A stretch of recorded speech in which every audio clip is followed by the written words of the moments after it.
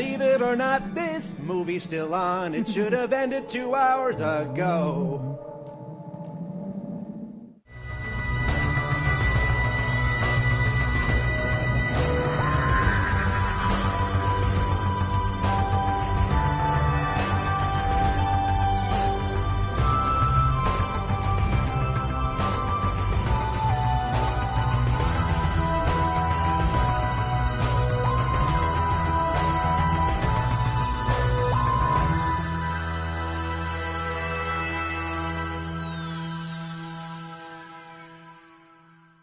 All right.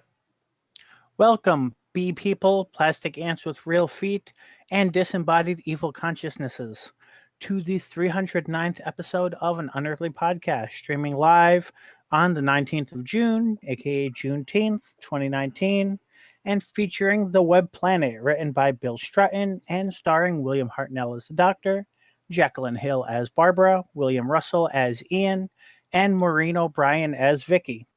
I am Bill Sylvia, the Man in Black, and I am shocked that I made it on time to start the podcast today because I had a long shift at work tonight. No, we freaking waited for you. Part related, part fell behind. With me are Randy Ronson McCulloch, Good evening. Mad Matt Winchell, I have extra windows to make this work. Tim the Enchanter Sheridan, Maybe he's singing to that man. and the disembodied spirit of Thomas Fireheart. Yes. Hooray. Oh, it's not here tonight, but we will be reading his comments. And boy, yeah. Yeah. You feel Boy, his howdy. salt? I will remind you that this is our first episode of The Bad. We've enjoyed our run of the good, I think. Oh, yes. We've given out a lot of fives. A lot of fives, We've a lot of enjoyed high it. fours. However, that's come to an end now, and now we're into the pain. Oh, the pain. The pain of it all. Oh no, Is that this what one you're wasn't that bad. Okay, I apparently need to drive an hour after picking up Aaron to go kick Matt in the dick. I legit So we might know be our giving high this... and low I scores. know where you live now, boy. Yeah, you gotta Yeah, but you don't chase know me where I first. Gotta chase me over that river, boy. Good luck with that. I have a van. I can swim. Probably so could my van. Not in this river. All right. So You on tonight's submariner. show, we've got news and birthdays. I think somebody mentioned they had a bit of geek talk. Yes, I have a few things to talk about. All right. I have a rant that's remarkably on topic. I take it you haven't had time to watch anything, Bill? Not for past reviews. So no review of Shame. Yep. And then our episode summary, which will be done by Bill. Or no, it'll be done by Matt because Bill wasn't ready. And our review, our final thoughts, and our ratings. So, moving into birthdays. Starting with the 12th of June is the birthday of Simon Callow, who played Charles Dickens of 2005, and again in 2011 at the end of Series 6, if anyone remembers that. Mm-hmm. He turned 70. Next, we move forward to the 16th of June, and that's the birthday of Carol Ann Ford. Callow. I thought you said Simon Cowell. I was like, what? No, Callow. Callow. Callow, the dude As that in played mellow. Charles Dickens. 16th June, and it's the birthday of Carol Ann Ford, who played Susan Foreman from 1963 to 64, and reprised the role again in 1983 and in a few Big Finish audios. Sadly, it's not in the episode we're talking about today. Not to know. Probably would have made it better. Anyway, she turned 70. Smidge. On the same day is the birthday of Michael Kilgariff, who played the Cyber Controller in the 1968 episode Tomb of the Cybermen, and then again in the 1985 episode Attack of the Cybermen. He turned 82. And then on the 17th of June is the birthday of Arthur Darvill, who played Rory Williams from 2010 to 2012 We all remember him because he would later go on into DC's Legends of Tomorrow. He turned 37. Interesting enough, it's also the birthday of Jodie Whittaker, the Doctor Hooray. from 2018 to current, who's also turned 37, which means those two were born on the same day. Hmm. Same day, the same year. Yep, That's a little odd.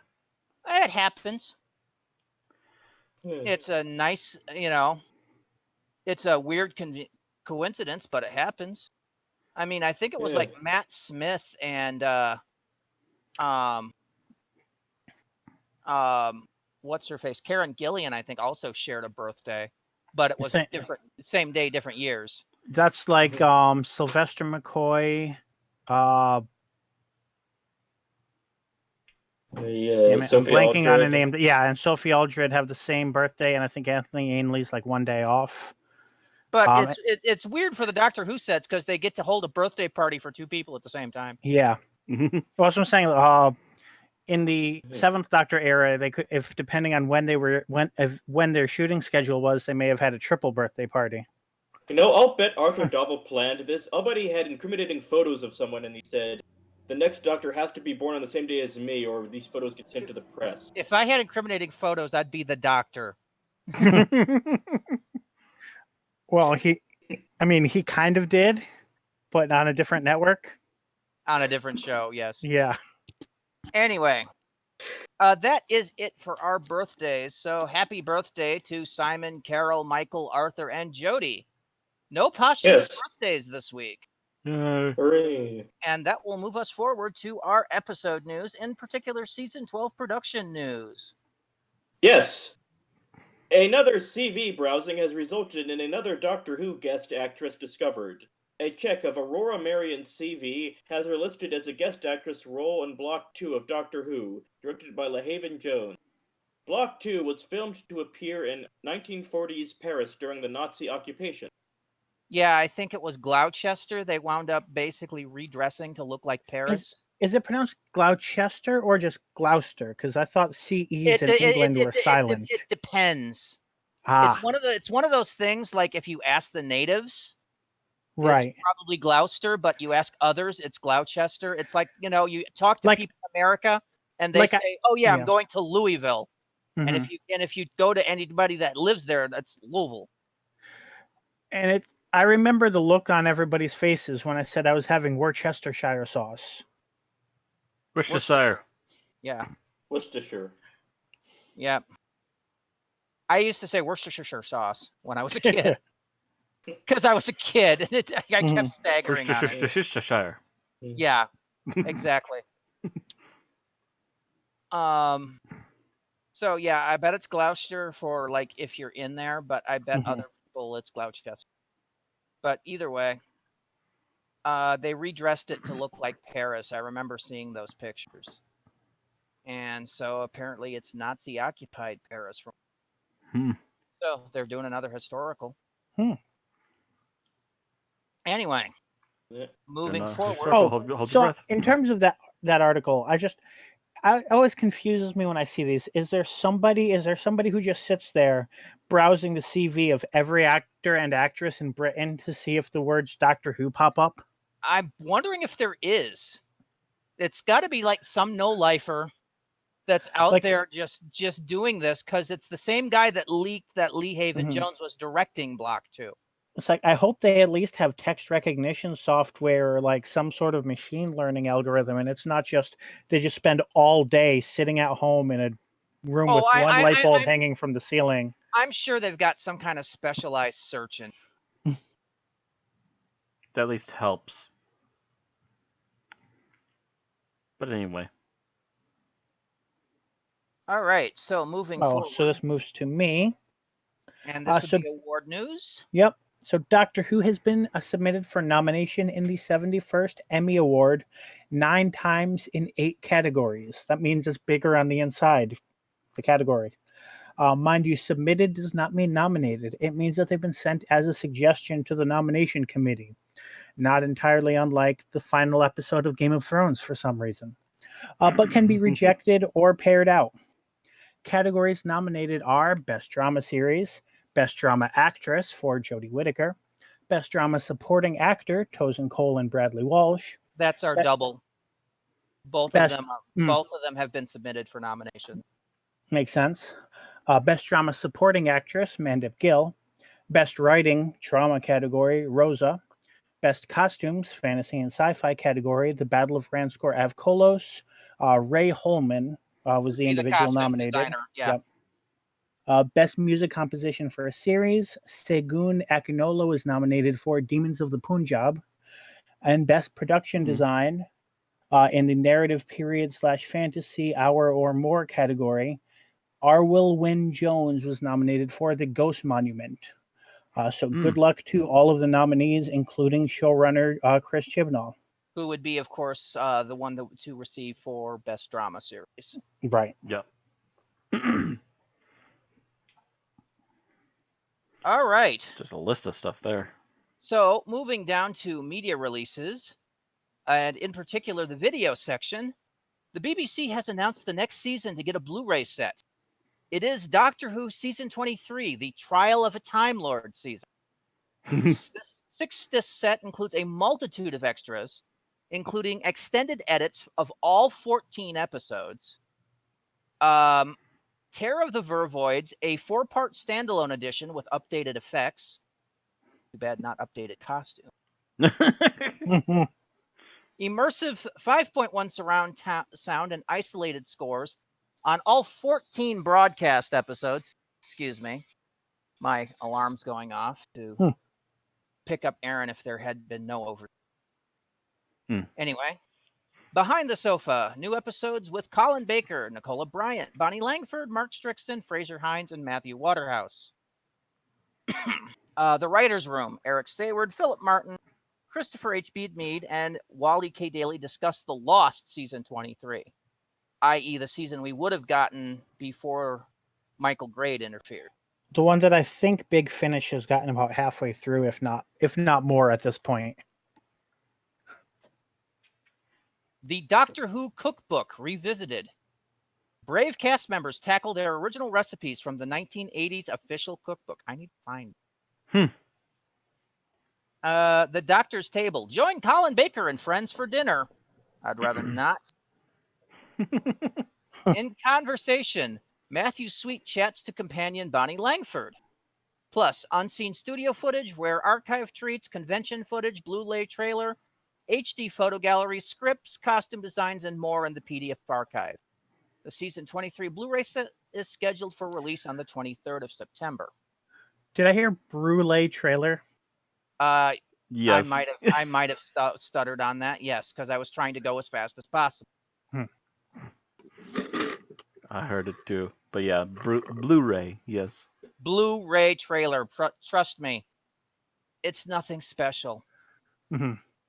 It's Colin Baker trying to basically reenact the courtroom scenes from Trial of the Time Lord, but it turns out that he's actually there for a parking ticket. Arg. Arg me hurty. All right. I saw the taglines for the trailer, but I never clicked and watched it. I watched a bit of it, and then I realized what was going on, and I'm just like, oh, God. See, it would have been more funny if it was something about K9 doing something illegal. Not really his bit. No, that's more of a Tom Baker one now. All right. So they trip on the ball bearings. So that's I've gone from video to books. Books! Let's dip our hands into the candy jar. Now that the Lethbridge Stewart series is done with The Laughing Gnome, they are moving to the next series of novels, Bloodline. The first of what is called Home Fires Burn. Set during World War II, it stars Professor Edwin Travers and Eileen as they deal with the war. At least 2 more books will follow, The Shadow Man and An Ordinary Man. The trilogy will result in an alternate what-if universe where the Brigadier never entered the military. Lethbridge Stewart Bloodlines is available for ordering from the Candy Jar website in either a 3 or 6 book bundle. Yeah, there are no prices, so we don't know that. Well, a Shadow Man definitely sounds more interesting than an Ordinary Man. Well, I think the Ordinary Man is the point that we're getting to the Brigadier not being a military guy. Mhm. He's just an ordinary bloke. I think he's a school teacher. I'm From what I just read. an God. ordinary man. That timeline again. Yeah, apparently. All right, moving on to Big Finish Productions. Released yesterday from Big Finish, the last of Torchwood versus Doctor Who Monsters series. Sargasso, starring Kai Owen as Reese Williams. I'm not sure if I misread something or if there's a few words missing, but oh, I see Sargasso. Oh, never mind. Anyway, okay, it's Torchwood Sargasso. Mm-hmm. In it, the Autons are back using waste plastic that has polluted the water. Reese is stranded on a cargo ship in the polluted sea, and people are being killed. Torchwood Sargasso is available now, priced at £9.99 on CD or $7.99 on download. Out today is the final part of another Torchwood, Torchwood Season 6, Gods Among Us. The final 4 episodes conclude the arc with Torchwood decimated and the God on the Walk. Episodes include A Mother's Son by Alexandria Riley, Scrape Jane by Robin Bell, Day Zero by Tim Foley, and Thoughts and Prayers by James Goss. Oh God, there's going to be a school shooting. Torchwood, God Among Us 3 is available now at £25 on download or £28 on CD. Coming in September, Lisa Bowerman returns as Bernice Summerfield in Bernice Summerfield, The New Adventures, Volume 5, Buried Memories. Big Finish returns to the Unbound universe where David Warner is the Doctor with 4 new episodes, including Pride of the Lampion by Allison Leeds, Clear History by Doris V. Sutherland, Dead and Breakfast by April McCaffrey, Burrowed Time by Lanny Woodward.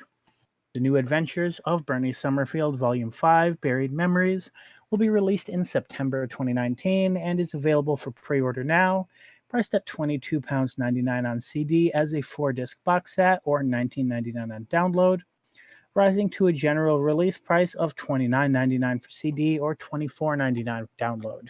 I would like to note that this is a red letter release. It does not have an episode written by James Goss. It I think I recognize some of those names, but none of them are the same names we repeat every week. No Tim Foley, no James Goss. It's Certainly not no Nick Briggs. It's not the regular team, Yeah. which is good because And considering they do get some criticism, especially since the regular team of repeats tends to be all men, it seems they're going out of their way to diversify at least who is writing a little bit. Which we'll see how that does. Yeah. Anyway, that concludes our news segment. Next up would be Geek Talk. Yes. So I was able to watch the latter half of Supergirl season 4 during this week, when I probably should have been looking for other Doctor Who episodes, but I was really behind on Supergirl. And I've got to say, on everything. Yes. I mentioned in our group chat earlier that if I watch 2 episodes of something every night, then by the end of August, I'll be caught up on all of my shows, unless I forgot one or unless something was released during that time. Oh, and I forgot Legends of Tomorrow. So nope, give me another month. But the first half of Supergirl season 4, I think it's 4, yeah, was very much frustrated me. Yeah, me too. They took a lot of turns that I was not a fan of, made some weird character decisions. A lot of allegorical stuff. It just really turned me off. The allegory, I mean, they always do political allegory, so that part I didn't mind. It was the specific things they did with the main characters. The latter half of the season, however, I'm not going to say I was a fan of every decision they made. I'm not, it's at this point, it's fully CW, and it's got all of the pros and cons that come with that. But I don't think I ever ended an episode pissed off the way I did in the first half of the season. They introduced another character. Well, this was highly publicized, so I think I can say Lex Luthor was involved, but They explained a lot of the past decisions and otherwise addressed some of them. I still, I'm still not on the same page as the writing team for several of those decisions, but at least the latter half of the season did not compound any of my frustrations. So I was kind of glad that I gave it a break, kind of cleared my palate and then watched again and then watched the latter half because I enjoyed the latter half much more than the first half. Also, it now Supergirl now has something in common with Dragon Ball Z Abridged.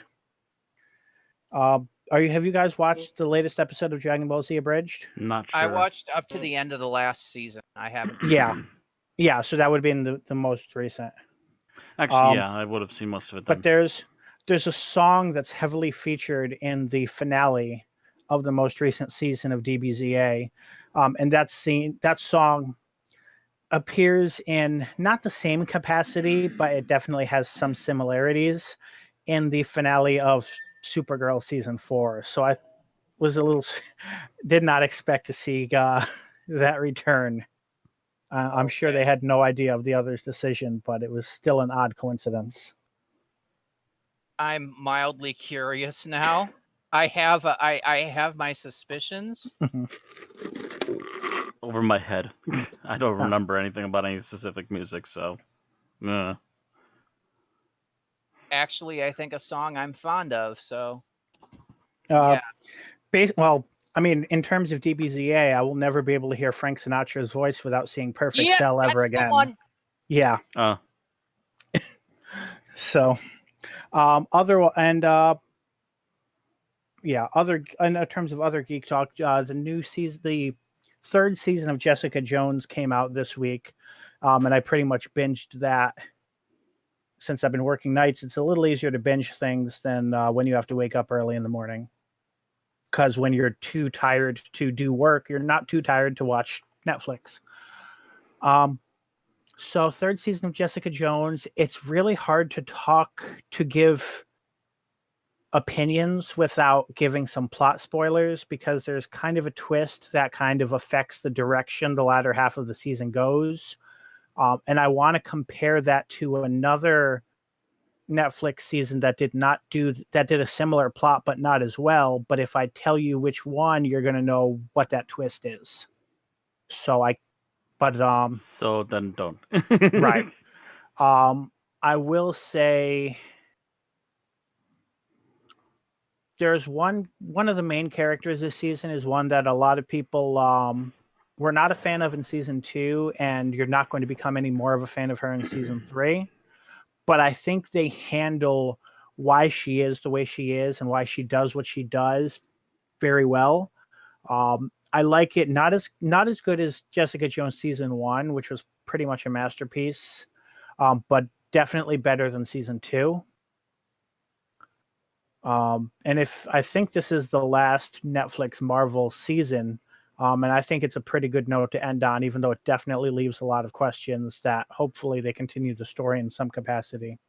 Yeah, they'll have to wait like 2 or 3 years to clear the hiatus bench. I don't know why my throat needs a sudden clearly in every 5 seconds just a moment. But the theme of the season is pretty much it's kind of what heroism is and whether or not a person is a hero, as well as being willing to work with other people and versus taking on responsibility, versus feeling like you need to do everything yourself.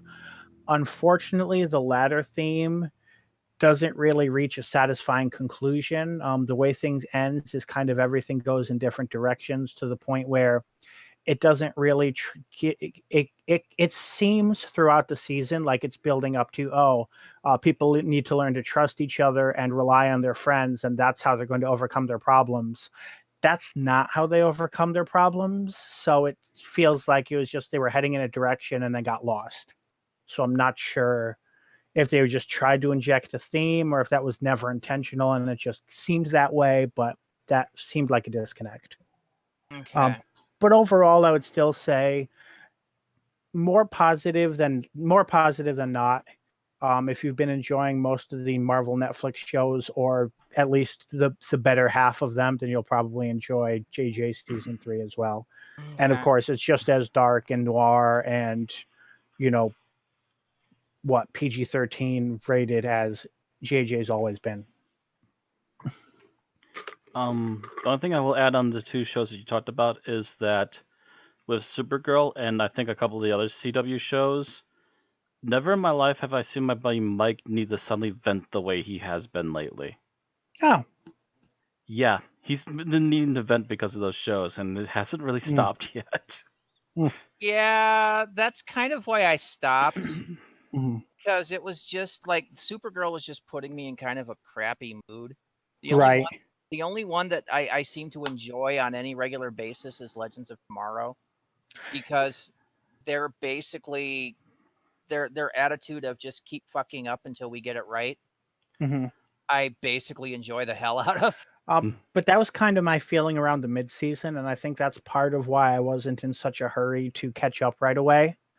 Now that I have some more time to process it, I'm starting to catch up in Supergirl, just because it's been the show that I've had the most overall positive feelings for. It was the first one I caught up on. Well, yeah, I haven't, because, well, since the couch broke, I haven't really spent a lot of time in my living Mm. because it's just not comfortable to sit out here for any length of time. So I tend to, crash in the bedroom. So yeah, I stopped watching all of that stuff because I usually watch them on the big fucking TV. Yeah. And the only time I come out here now is to watch Doctor Who and do this podcast. Might come back if I've been itching to play some video games, because I don't know, it just kind of felt like certain, but anyway, haven't yet. Was there anything else you watched? That's it for me. Okay. I think that's it for listing. Okay, I think that's it for Geek Talk. Next, we're going to move on to my rant. And my rant comes from a couple of YouTube videos that reported on a news article from Screen Rant about Doctor Who series 12. I didn't know there were news articles from Screen Rant. Well, they're largely conjecture based on other people's articles, let's face it. Anyway, this one is predicting that season 12 will be more like the Davies Moffat era. Their sole piece of evidence is the fact that the Jadoon is making a comeback, which we all know. We reported repeatedly. Mm-hmm. And they've taken that one little piece of information and blown it into this whole thing. The problem is YouTube video people have taken this. The same people that have been bitching ever since Jodie Whittaker was announced have taken this and are basically listing it forward as proof that season 11 was a total failure, requiring Chibnall to make changes. And while some of that may be right, you're not 100% right. Get over yourselves. As we noted earlier, Doctor Who Series 11 has been submitted for nomination for Emmy Awards based on its writing. Some of the writing for season 11 was really, really good. Sure, it might have been a bit preachy, but it was still good. Other parts of the episode were not, or of the season were not so good. It's season 11 is a mixed bag. I'm sure everybody here on the podcast agrees with me on that. Oh yeah. It's the mixed bag, and it's not all terrible. Series 11 did have an increase of ratings from Series 10. In particular, it did usually about 1 million better than its season predecessor. Now, this is not quite the ratings boom that the BBC wanted, because they do want those Davies Moffat era numbers back. But at the same time, it's not an outright failure. There are some questionable decisions. The monsters were weak in Series 11. There is no doubt about that. Oh yeah, And definitely. The monsters were humanity. so adding some of the classic monsters, such as the Jadoon, back is a way for them to bring back some monsters that have some teeth, so to speak, or in the Jadoon's case, horns. And hopefully revitalize that portion of it. That does not mean that they're going lock, stock, and barrel back to the Davies Moffat era. That in itself would be a total mistake. Because, you can't just go, oh, let's just rehire Murray Gold. Let's do this. No. Yeah, you'd still be very risky because you'd have to put faith in a whole bunch of new people to do exactly the same thing, and for it to all actually work properly, it's just not going to happen instantly. Correct. Now you can add a little bit of that flair back without it being, a complete and total return to. Without it And feeling like a that's what they're sledgehammer trying to the to head, yeah. do. I think somebody has basically sat down with Chibnall and said, okay, you need to be a bit more subtle. You got to remember that this is an adventure show. So you've got to bring back the sense of adventure as your primary, and your, lesson telling should be secondary. Because if you think about it, that's how Doctor Who has been since its beginning. Mm-hmm. It'll tell you a Many, lesson, but it'll tell you a lesson in at least a decently subtle way that it doesn't feel like preaching to you, and it did get really preachy last season. So I think, if anything, this is not a herald that Series 11's a total failure. I think what we're going to wind up with is a mix of what we got in Series 11 plus a bit of what we got in the Davies Moffat era. And that's what you needed to do. Mm-hmm. Chibnall, when he restarted Doctor Who, changed too many things quickly. That the Series 11 feels like a completely different show from Series 10. Wouldn't you agree to that? A bit, yeah. Yeah.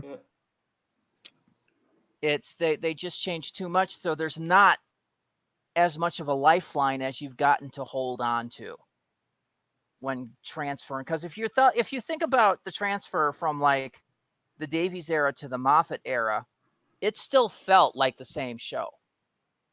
It felt like there were some differences, but there was still a feeling of, okay, this is my show. And I think that's what he changed too much and lost that. So he's going to try to bring that back. And hopefully that brings back some of the fan base that left in Rage. Because a lot of these people are diehard fans, and if the show gets better, they'll come back. Mm-hmm. Regardless of, they'll say, I'll never watch again. No. That's just them having No, a lot of us will say something if they're rage and take it back when things get good again. So hopefully, what we'll see here is a mix, and it'll be a mix that makes the show better. But don't start heralding it as either the end of everything or a change back to the old guard, because it's just not happening. You're just kidding yourselves. Yep. That's all I wanted to say. Like I said, I watched some YouTube videos on it, and it just pissed me off. People are just being goofy. Anyway. Yep. All right. So, are we ready to do the episode summary now? I suppose give me a moment. I'm going to get the stopwatch up. Oh. Yeah, I should do that too. Ja. And paste it and enter.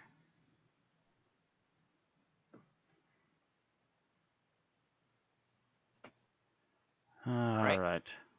You ready? Great. Ready. All right. 3, 2, 1, go. All right. We start off in the TARDIS, where instantly they have teleported somewhere again. But as soon as they get there, the Doctor notices that the TARDIS is still moving and seems to be falling. Whatever's going on, something is pulling the TARDIS down and is about to land somewhere else.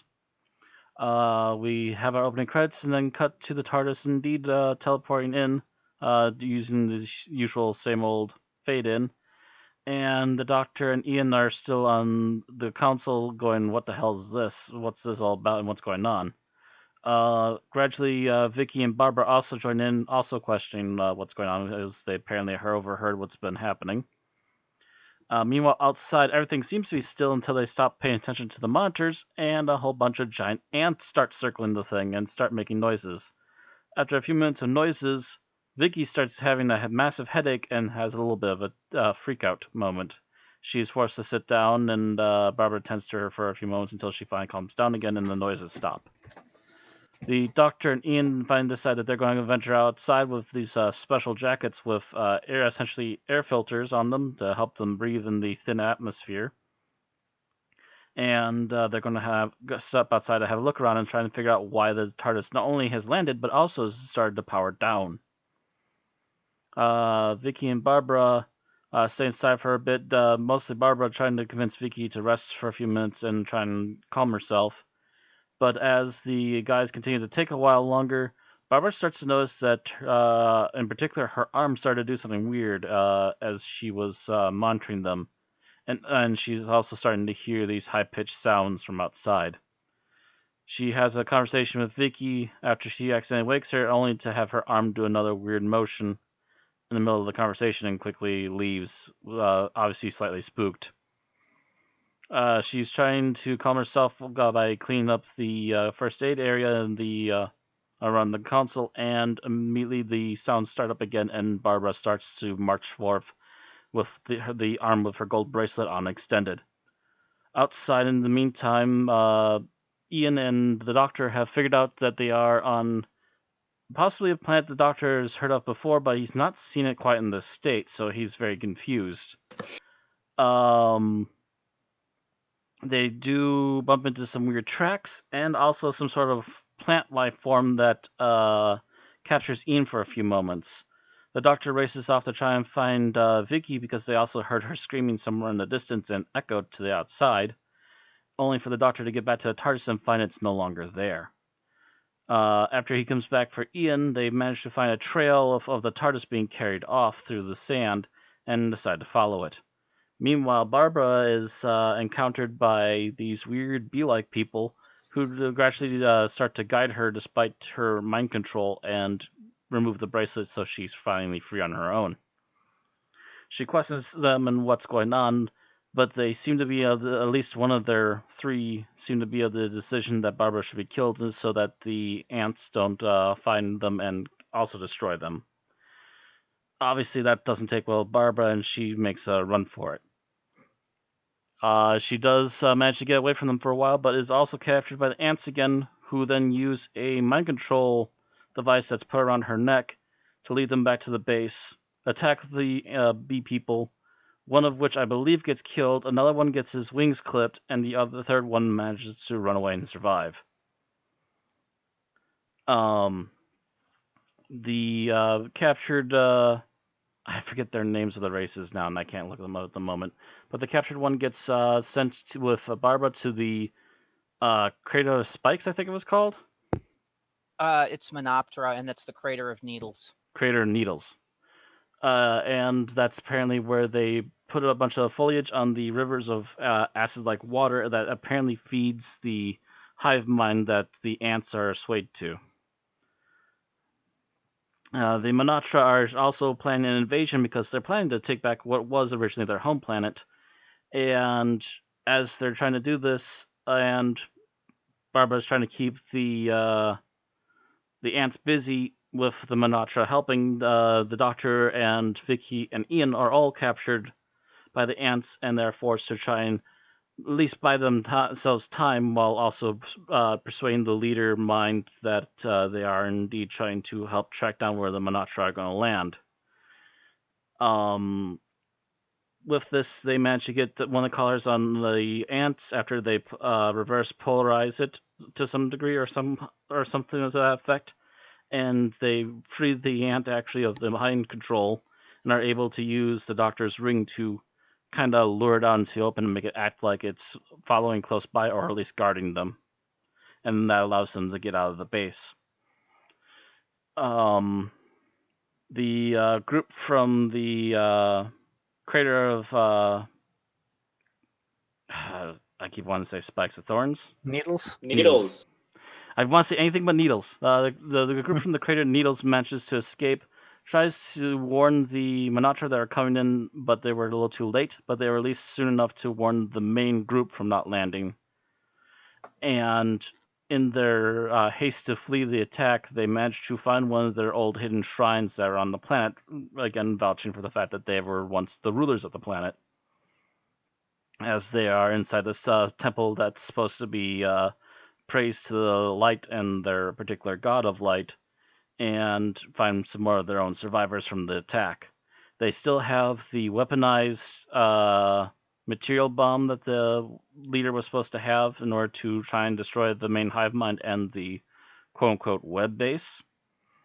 And the doctor shows up later with the mind-controlled ants so they can at least attempt something with that, as well as get in there with the bomb to hopefully destroy whatever's controlling them. Long story short, the Doctor and Vicky end up in there, but they had to leave the bomb behind because Vicky was worried that they were going to find it on her. The crew with the ant collar find the bomb and also proceed into the same area and manage to get there with only one victim to the attacks that they were pushing through. And Ian was separated, ended up with one of the Monatra, going underground to find a off-breed of Monatra who are basically caveman types without wings, get their leader to join them, and they also resurface in the web, in the center of the web. And with the combined efforts of them and Barbara with the bomb, they managed to finally destroy what was essentially a spider-like thing, kinda, sorta, that was hovering over some other glowy device, and basically melt the glowy device and set the creature on fire and hopefully kill the web. With the web gone, the creatures all free to be themselves again. The underground dwellers are free to come back to the surface and actually get used to the sunlight again. And before they leave, the water starts to flow on the planet as well, promising the fact that they might be able to get plant life to start resurfacing again before the crew head off into the TARDIS and leave. And that's that, and that was long.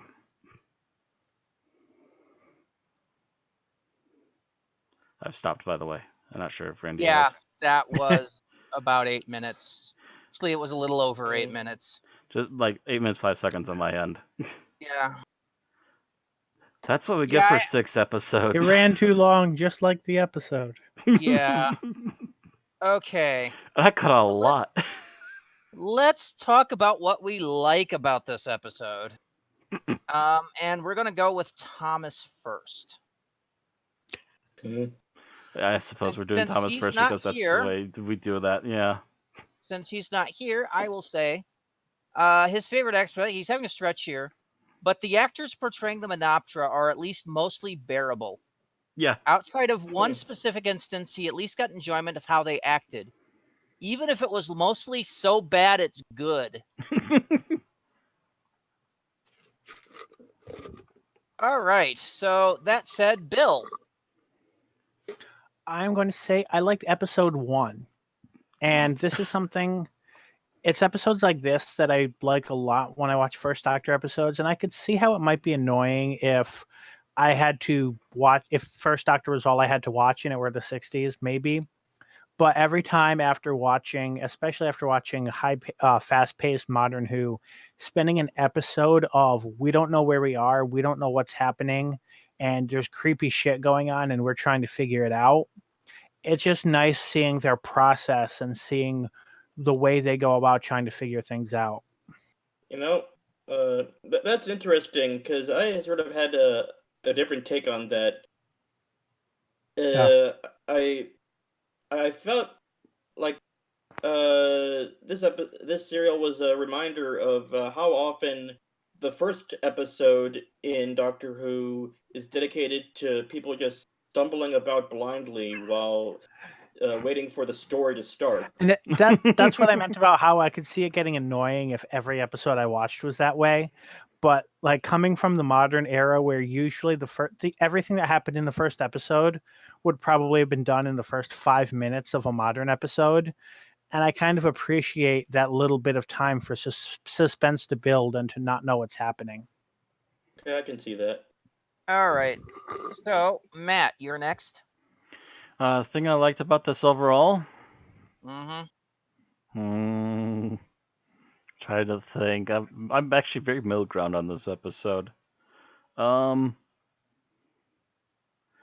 will say that I enjoyed in particular the doctor's acting on this one. Actually, this one felt like William Hartnell was very much taking full stride of the whole grandpa in space mode. He was He's very manic in this. Yeah, he has a lot to do, and he has a lot to do too. There's a little bit of his weird intricacies, if you will, here and there. I noticed, especially in the first episode. His eccentricities. Yes. I noticed a lot of them in the first episode. Then you get a lot more of the grandfathery type of feel for a couple episodes here and there. But you also see there's a little bit of the chess master as he's trying to outwit the main villain. And fails. It fails a couple times, but not always. He did manage to buy them a lot of time, though. He also does come up with another side plan, and that helps out in the long run by the end of the episode, at least. And he also is very proactive in this episode up until, I want to say, the last episode when he's knocked out for half of it. And that might have just been because his health took a dive there. Yeah, it just could have been that he was having a bad day, or that was just happened to be the way it was written. Who knows? One of the two. But yeah, for a lot of this episode, there's a lot of the Doctor, and the Doctor is actually not bad in this one in particular. He's probably one of the good parts about this. Okay. Tim, how about you? I just loved the design and execution of the Menoptera and the Zarbi. Yes, I'm serious. I'll give you half of that. And I have to respect the actors who played the Zarbi because I don't think it was easy moving around in those things. The Zarbi are the ants, yes. The ants. Yes, the Zarbi are the ant costumes. The Menoptera are the bee costumes. The Zarbi were interesting but highly flawed. Yeah. The Menoptera, I could see that one. That I could actually see the Menoptera's design getting touched up and actually becoming something really good. Even in modern times. Tim, were you done? Anyways, yeah, Tim. Yeah, but just not just the costume design, but the mannerisms of each character was like a unique and alien thing that just sort of like was engrossing to me. And I was thinking, it'd be cool to cosplay as one of those guys. A lot of those hand-wavy movements. Oh, I love the hand-wavy movements. I'm done. Okay. Because I'd like to spin off on yours. And say the Menoptera costumes were actually better than I read. Mostly the intricacies of the face painting and basically the helmet that they had to wear looked a lot better than I recalled. And so did the back piece with the wings and the fact that the wings could actually come out. Yeah. I was actually like, okay, that's actually damn cool for 1964. Was that for all of them or just for some? Because some of them seemed to have like really tiny wings. Well, those are the ones with the broken wings. Yeah, some of them had their wings clipped by the Zarbi. Oh, okay. Yeah, you gotta remember that's a part of the big thing there. And because a lot of those were lamenting how they'd never fly again. Yeah. Gotcha. Yeah, that was part of the storyline. But the ones that they had the full wings looked actually awesome for 1994. I'm like, I didn't remember them looking that good. I think it was also probably because we're used to have seen them previously in like 360 and 480p. we actually have proper DVDs and Blu-rays now where we can actually see the details better, and it's like, oh, they actually really tried with those damn things. All right. So now we're going to what we disliked about the series. And again, we're going to Thomas first. And he disliked the fact that the serial is 6 episodes long. I don't blame him. I actually remember at least rolling with the story up until episode 4. When I realized there were 2 episodes left, I actually shouted, "Oh God, there's more of this?" It really should have been a 4-episode serial instead of a 6-parter. Yeah. That actually leads perfectly to my opening. If you guys haven't seen it yet, it's literally a quote from Mr. Science Theater. I thought that was intentional. Essentially, I didn't look at Thomas's thing. As I said before, I wait for the show to actually hear what you have to say. By the way, exactly the same thing. I went, "Oh shit, this is 6 episodes? I have to watch 6 episodes of this?" I got to the end of the 4th episode. I'm like, and that's the most action-oriented, interesting thing that happened this episode, and it's probably going to be the high point. That said, I think at this point in the show's run, 6 episodes was pretty much a standard, and that anything less was considered a pretty short serial. Yes, but Time to time. the material involved in this is not worthy of 6 episodes. No. No, it isn't. True. Although I have a feeling that that specific line comes up in half of the first and second Doctor episodes, which is why 6-parters became so rare after that. 6-parters, there are some 6-parters I like. The Armageddon Factor from the end of the Key to Time. I fucking love every episode of that.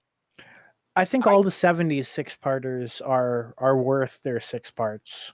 There's a couple that and aren't, 80s. but most of them are. The 60s, yeah, you have some 6 and 7-parters that would have done very well being 4 parts.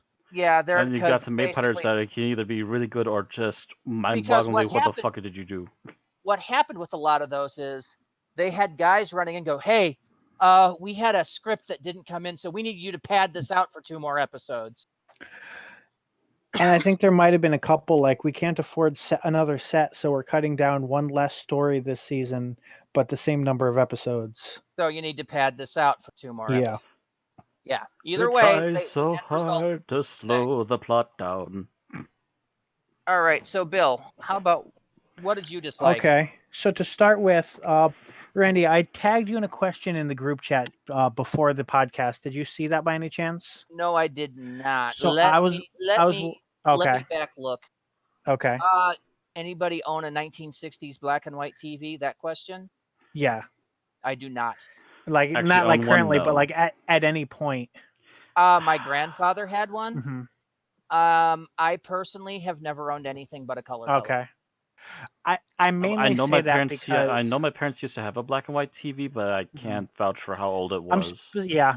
I'm specific because I'm thinking specifically my complaint is they used what appeared to be Vaseline to create a trippy, hazy set at some points, and on a modern monitor it was headache inducing for me. No, it did not matter. And I feel like on a 60s TV it might have been worse. I think the effect would have been about the same. Yeah, either way it's blurry as fuck. Yeah, blurry, and my eyes keep wanting to try and look for the clear spots. Yes, I get that. I get that it was an intentional choice to make it feel otherworldly, and that's because they didn't have a huge effects budget. I hate that choice. Yeah, you have to remember, Bill, I had an uncle that was an RCA salesman. Mm-hmm. So you had the newest. Yes, I would. I would get the newest model television for Christmas for like years. Because it was like, I on occasion would inherit like a 20-year-old TV from my grandmother, or like tried to use her rotary phone a few times. So it was like, you're a few years older than me, so you might have had that experience at some point. Yeah. No, my Uncle Glenn was probably the richest of my father's relatives, and he actually liked my mother. So it would be like, "Merry Christmas, guys. Here's a new TV," or "Here's a Laserdisc player." Mm-hmm. Got to remember, this was the 80s. Right. Laserdisc. They're selling those at flea markets now. Oh, yeah. And these were the old, like, the huge freaking ones. Yeah. I was like the only person I knew, and I mean, we were on, government assistance for anything else, but we had a freaking Laserdisc player and the latest video game system because of my uncle. Some of the best relatives ever, am I right? Paid to Yeah. have connections. Well, I mean, I would still like to go out to my uncle's place because his TV was like 3 times our size, and he had a freaking satellite dish in his yard. Being the good uncle I am, I'm looking into getting a Bumblebee for my nephew. He is all about that Bumblebee lifestyle right now of Transformers. But no, it's so no, I've never had a black and white television. Anyway, Matt, what did you dislike about the episode? Oh, what did I dislike about the Choose episodes one. in general? In general, one thing. The outdoor set was worthless. Oh God, yeah. That was Just- outdoors? Oh, it was a freaking studio set. It was a studio set, but it was the worst studio set they ever made. It was like, so we spent this much money on the Monopta costumes, and yeah, so we're just going to cut back on everything else. The ground was half pavement by the look of it, as far as I could tell. They tried to blend it into the sand as much as possible. They could barely make track prints when they needed them in the ground. You could see the seam in the artwork on the back wall multiple times, and they were constantly in danger of bumping into it. I don't know how many times as well. The big ass matte painting. Yeah. It was just a background painting, and they just kept they kept getting directed to get so close to it that you could almost see shadows on it. It's just like, oof. Yeah. Bad move. Yeah, it was pretty If bad. it wasn't for the lighting, they would have bumped right into that thing. All right, Tim, how about you? What did you dislike about it? There were times when I found this hard to follow, like when they were cutting back between the Doctor and Vicky, and then back to Ian and back to Barbara. Every time they cut back to someone, I kept asking, "Wait, is that what they were doing when I last saw them? Or how did they get there?" Or things like that. Now that might be more me than the episode itself, but still, it could have been easier. Yeah, usually I don't have that much of a problem following those things, and it seemed fine to me. But yeah, I can understand some people apparently can't keep track of that, and if you separate them for too long, what the hell's going on? Yeah. Like, there were moments like when, like, wait, how did Ian get here? Like, when did Ian meet that guy? Questions like that. Meanwhile, while we were gone, Ian danced about the set naked to summon the demon god Cthulhu. Yeah. We don't know. We don't know how he got from A to C. There's apparently a B that got cut. Oh, and the climbing around stuff? Not really. They very summarized it though. I got the general point, but yeah, they cut a lot of the climbing around. Then again, you got those weird costumes. Yep. Okay. So we're up to me. What I disliked about it? Mm-hmm. Well, I mentioned I liked the Monopta costumes better than I can. I cannot say the same thing about the Zarbi costume. Freaking fiberglass ant costumes with basically the actor inside coming out with sweatpants and boots. Yeah, no. I do like the fact that they were able to move the arms, but the arms movements was so stiff that it obviously looked fake. It obviously looked like the guy inside was pulling strings. Right. It was Muppet fake. I mean, it was pretty bad. No, it wasn't even Muppet. It was sub Muppet. It was Sid and Marty Krofft. Oh no! Sid and Marty Krofft had more craft than this. Yes. There was more talent in HR Puffin stuff than this. Give me Land of the Lost any day over this. It was just bad. And the Optra costume. Oh my god. I'm not sure how they were able to walk. That's why they hopped. Yeah, that's why they had to hop. Those were some elaborate costumes, and I'm They were. imagining how hot the lights were in that studio, and that Oh must have yeah. been shit to wear. Oh yeah. I bet all of those costumes were fucking hell to wear. Because yeah, they do talk about how hot the lights got in the studio that they filmed. The lights got so hot in that studio that the sprinklers are good off. So yeah, it's Yep. gotta be hell in those costumes. I'm pretty sure getting near any one of the creatures would be like, whoo, sitting Yeah. next to a sweat farm. Yeah, I bet the stink on those costumes. They didn't even have Axe body spray. Yeah. Nope. But no, I thought the Optera costumes were badly done. I mean, they were elaborate, and you could tell they were basically pill bugs. But Mhm. still, you have to get functionality and form, and somebody missed the functionality portion of that. Functionality. All right. So, favorite scene. Thomas's favorite. Thomas. Yes, Thomas's favorite scene. Sorry, I have to get back to that because I was looking up Bill's message. The scene where the Opera is digging through the wall only to get hit with acid and die. And as they're all leaving, Ian goes over to the corpse and has a silent acknowledgement of the fact that this alien just died in front of him. Yeah, that was actually pretty good. That was a good moment of morality there. Mm-hmm. And the others are just like, this happens all the time. Mm. Anyway, Bill, how about you? What's your favorite scene? So I think I'm going to go with the scene where they ruin Ian's tie. Because it's just such a doctor thing to do. About he doesn't care about this material thing that is tied back to Ian's life on Earth. He cares about whether or not they're going to die in a puddle of acid right now. And it turns out he had very good reason for using it. And especially looking at this being 60s Who, it could, you know, it's things like this which teach kids at home watching, check before you stick your hand in something without actually coming out and saying, hey, kids, check before you stick your hand in something. Wee Willie is a scientist. Wee Willie is no more. What he thought was H2O was H2SO4. Yeah, that was by the way one of my science teachers Ha. telling us not to drink anything we found in the chemistry lab. Ooh, yeah. Even though it's clear and looks like water, Don't trust may it. not be. That's also a good way to keep the kids away from your vodka bottles. Very true. Never thought about that. Relabeling all the vodka bottles sulfuric acid. I've known enough people filling up their water bottles with vodka to bring it to work or to class. So,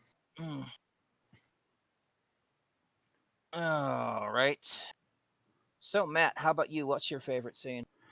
Oh gosh, I'm going to go with a legit favorite scene. You know, I had something funny in mind, but it's more of a blooper than an actual scene of the story. Favorite scene. I'm actually going to have to go with the big combat scene at the end of episode 4. There was just a lot of crazy all at once, and it's probably the most energetic thing I've saw in the entire episode. It's like, ooh, we got something going on. Oh, they're really getting messed up. Okay. So the one where the Menoptera get basically routed. Yep. Mm. And meanwhile, you're seeing all these Monotra flying around and landing and taking off and all this other crazy stuff going on at the same time. Yeah. See, what you should have done for a bump is taken that scene and added Flight of the Valkyries. See, I added the this movie's still going on I thing know. for Mr. Science Theory instead, but yeah. All right. Tim, how about you? What was your favorite? I don't know if it counts as a whole scene, but I love the moment where Vicky is sort of like imprints on what he calls Zombo, I think. Oh, Yes. the Mm-hmm. The mentally dominated Zarbi, yeah. Zarbi. Yeah, the freed You know, Zarbi. it's like, oh, he's so cute, Doctor. Can we keep him? No. Like, I almost Absolutely wish not. they had gone further with that. Like if he started writing it or writing it. That, I think, would have broken the costume. Mm-hmm. You got to remember, Although- that thing was made out of a thin fiberglass shell. Though I would say, like, if I were watching this in order, I would expect that to become a running joke where every time they're on an alien world, Vicky picks up a new pet. Especially considering it's already a callback to the pet she had in The Rescue. Mm-hmm.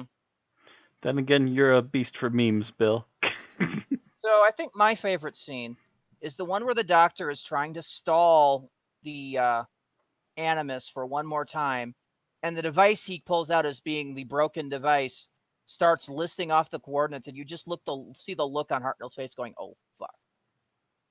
Shit. What do I do now? Well, I'm going to just sit here because I have no idea how to get out of this one.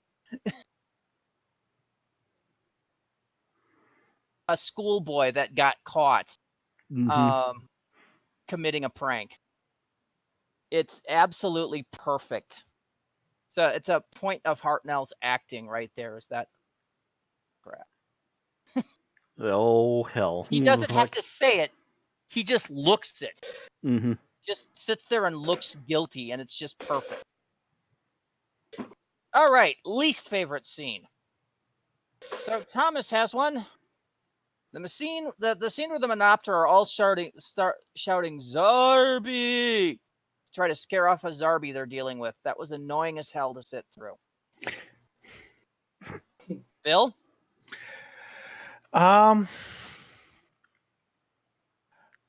I've been trying since I read that to think if I have another scene that I would put in its place. There's a lot of scenes where actually I think I'll actually go with the first scene with the Vaseline or whatever effect, because that I was just like, what the fuck? No. Like, it really, like, everything I complained about before, but it like hit at once because I wasn't it hadn't happened before. And when I'm like, no, bring back actually being able to see the screen and not like getting a headache from it. So Matt, remember my cracks a week or two ago about Vaseline on the lens? Someone wasn't I paying was attention. thinking about this episode.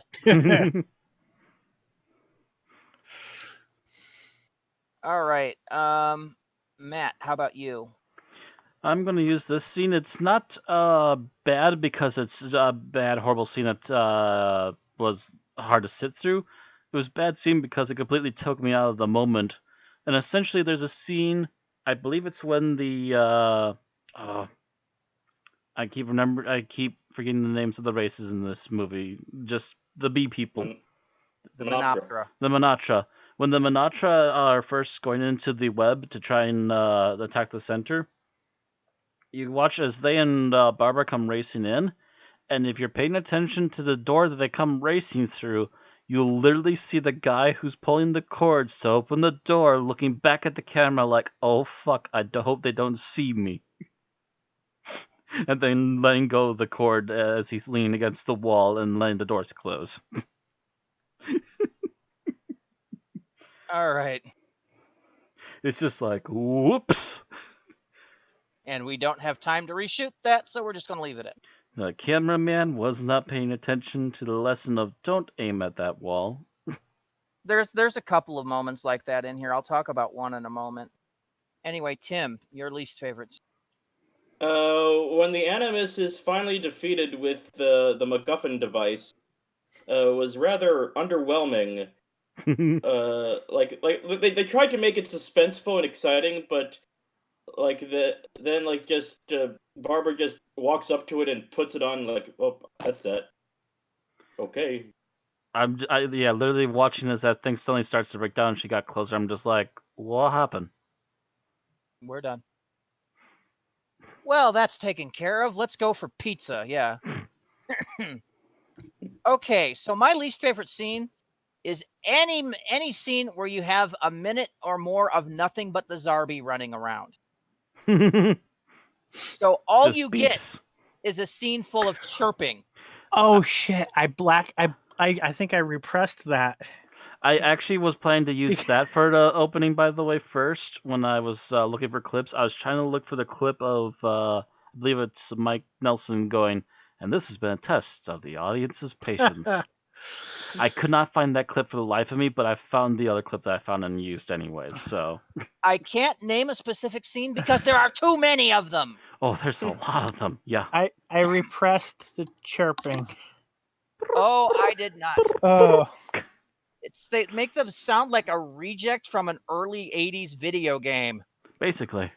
exactly the way ants sound, right? Mhm. Right? 8-bit chirping, Right. yes, totally. 8-bit, more like 4-bit. We're talking more like Atari chirps rather than Nintendo chirps. Atari chirps are Nintendo usually a little chirps- more annoying than even that at times, but it depends. Plus, whenever they went on alert, they actually had a siren. Yeah, they actually had a siren sound too, and that's like, what the hell? Mm-hmm. But no, there was another scene that kind of took me out of it, Matt. Mm. And that was I think when Ian was escaping or something around that, they had a scene where a Zarbi was running towards the Web Palace, and they had the camera right in there, so he was running towards the camera. Oh, mm-hmm. And you actually see the him actor bump into run it. smack into the camera. You see the camera wobble, and you actually hear the microphone picked up the whomp. I'm like, Yup. oops. Yep, someone got a little too zealous in that costume. That would have been mine, except nobody mentioned the fucking chirping.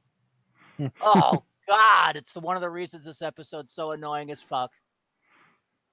Is you have one entire race that can't do anything but kill me now. How cute. I'll kick you in the dick too, Tim.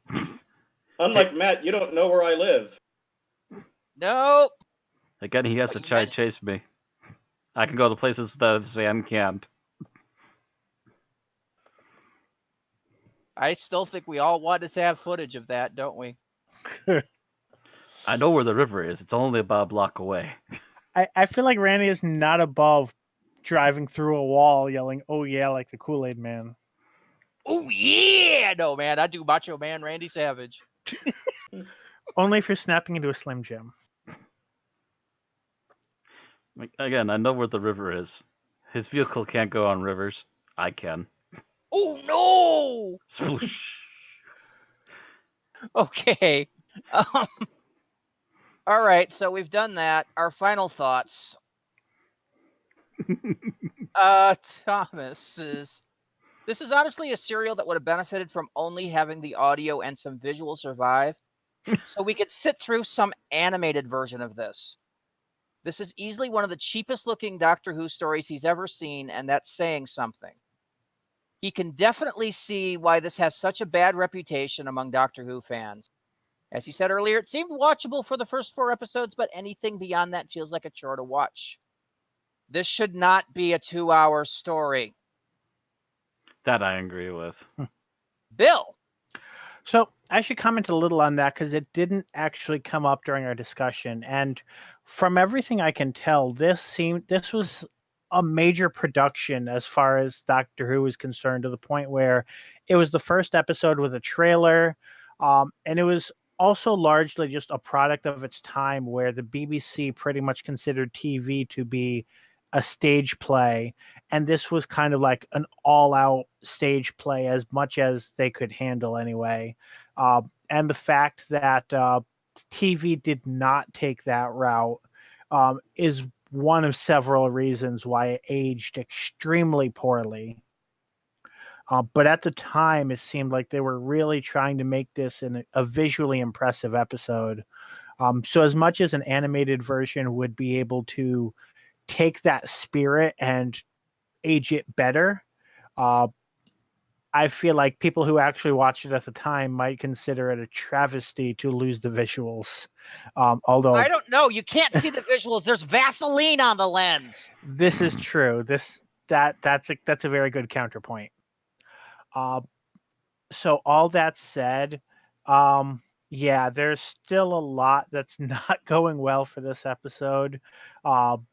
And if I imagine even before they started animating, imagine a clip show episode with the Zarbi just beeping and you're just staring at a still image of an ant. No, And you want to off I would not. yourself. I would not wish that on anyone. Oh God, that would be fucking torture. Shoot me now. So, Shoot me now. Another scene of beeping. Yeah, for Just that kill reason, me. I'll probably disagree with There's a- that there- statement. There's a reason the Zarbi never made the jump to Big Finish. Beep beep.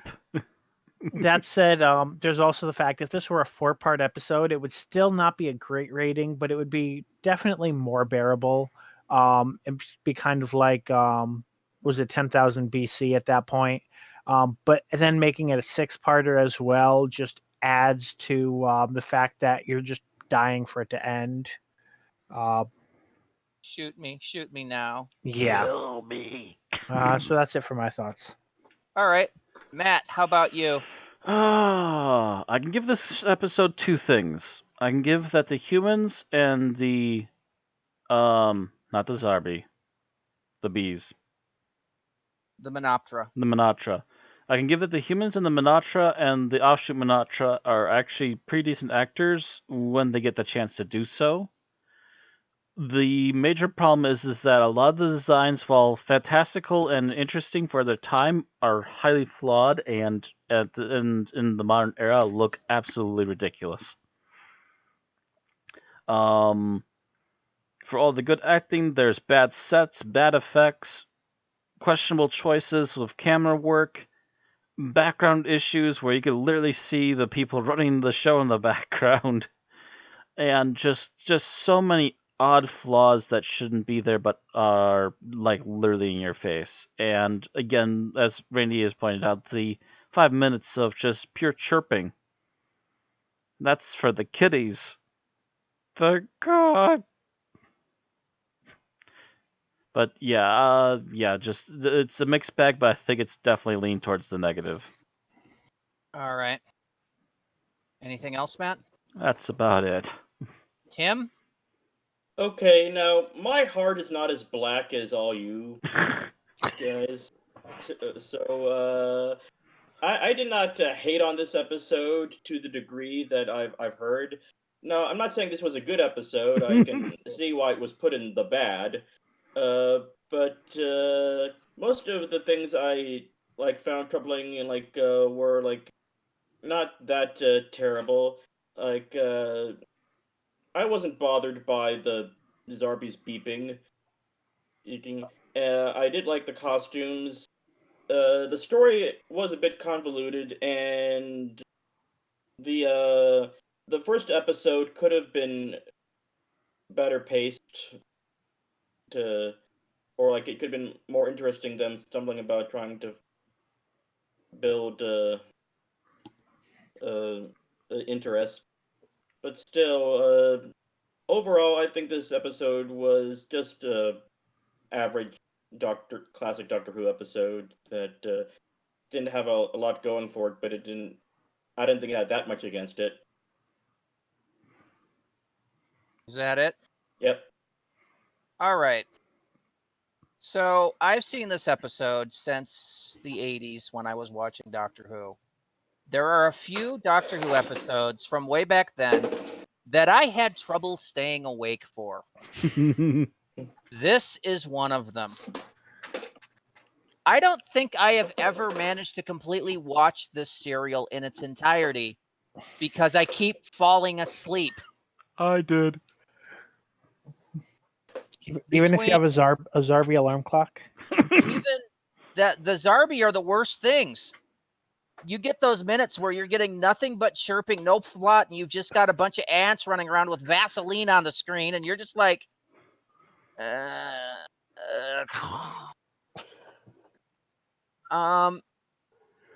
because of that, it gets an automatic low rating for me because it's, it makes it all virtually unwatchable for me.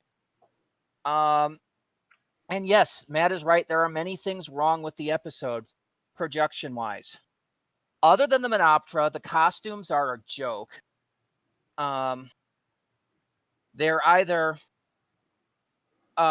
completely stupid looking in the case of the Zarbi, or completely functionally inhibited like the Optera. Mm-hmm. I find the acting to be okay, but a bit jarring, other than the main cast. I find the evil consciousness to be kind of a cliche, and Happens. I don't know. It just hits me as being what would have been an average episode if not for the horrid production values, sets, and costumes.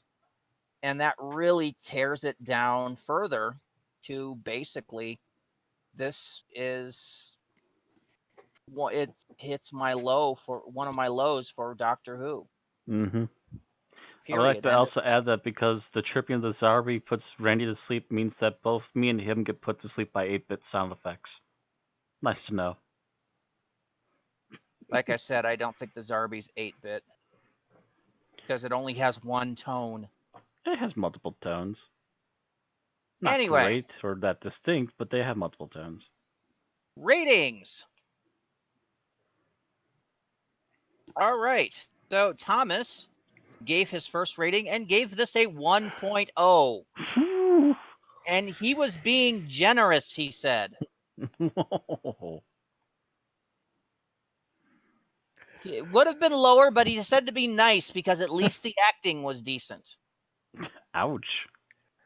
So, Bill. So I've been flopping between two scores, and I'm thinking because of the main cast and their characterization being pretty good, I'm going to lean slightly toward a 2 over the 1.5. So I'll give my score 2 out of 5.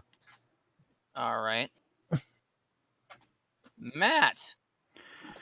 Oh boy. I'm doing this solely because I think the story is promising, just badly put together, design-wise, and because I still think the acting, for the most part, was good, at least from the main people, and that's what you want, at least. Out of my heart, I give it a 2.5, but I could easily go lower. That's generous. Everybody's going higher. Tim. And Tim is next. Our Huggy boy. It's no time lash. This Definitely no time yeah, lash. it wasn't time lash, but it wasn't. I didn't find it that offensive, so it's slightly just a bit above average, thanks to the costumes and the character designs. So I'm gonna give this a 3.5. Wow. Jesus Christ. Dang, dude, I couldn't push myself to a 3. As for me, I'm giving it a 1.5. And that half is solely due to the fact that the Monopta costumes are actually pretty more impressive than what I thought. Yeah, And that, like I said, they're not bad design. They just need touching up with a modern look at it. like I said, they're not bad for 1964 Mm-hmm. or 65, either way. Anyway, so that will take the Web Planet to a rating of 2.1, which will put it. Oof. Ooh. Ooh. Oh, God. Like That'll a put lead it balloon. at 288 out of 298 things reviewed. Oof. It is on par with that wonderful episode, Sleep No More. It is better than Time of the Angels, Flesh and Stone, and The Power of Three, and not as good as The Two Doctors. So there we go.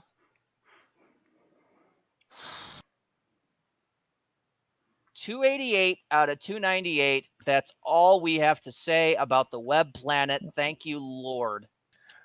All right. So those watching our recording, please comment below and tell us what your favorite what part about the Web Planet is most memorable for you. While you're at it, don't forget to subscribe and or follow to keep up with our upcoming podcasts. And also, on a side pop, if you want to watch the same episodes we're reviewing and don't want to try to steal them from Dailymotion like some of us do, all of the classic Doctor Who serials are available on BritBox. At least here I'm in the seriously United considering States. how much that costs. So it's something like what, $5? It's like $7. $7. Seven's a little bit on the steep side for every month, but I'm still occasionally thinking about possibly buying into that for a little while at least one of This these is days. not an official sponsorship, but damn, it should be. Yeah. Yeah. The Yeah, fact is it's been that a lifesaver for a couple of us. they've got a ton of British programming, and it's all in the proper stream, Mm-hmm. all proper stream format, everything above board and legal. And it's also the best definition you can get for a lot of these episodes. And outside of Doctor Who, I think ones we mentioned are Red Dwarf and Blackadder on there. Red Dwarf, Blackadder, Mr. Bean. Mr. Bean. Um, Is Python on there? Has anyone looked? What's that? Is Python on there? I don't remember Python. They might have an exclusive, I think, with Netflix. Oh, that's true, and actually it might be attached to A&E, so it might not be able to get that But free. they do have like most of the classic detective series from the BBC, Poirot, Sherlock Holmes, Midsummer Murders. They also got classics like Faulty Towers, which starred John Cleese. Mhm. So yeah, there's a whole bunch of various shows that are on new and old that are on BritBox that are just a joy to watch if you really like British television. Anyway, next week we continue the bad as we move on to a later Hartnell serial. It's the episode that tried to emulate the Wild West and drives me insane with the Segway song. Finally, we will review The Gunfighters, written by Donald Cotton and starring William Hartnell as the Doctor, Peter Purvis as Stephen, and Jacqueline Lane as Dodo Chaplet. We will see you next week. I've willingly avoided this one, folks. It's only week 2 and the pain is getting to me. This one was a breeze. Anyways, good night. Good night.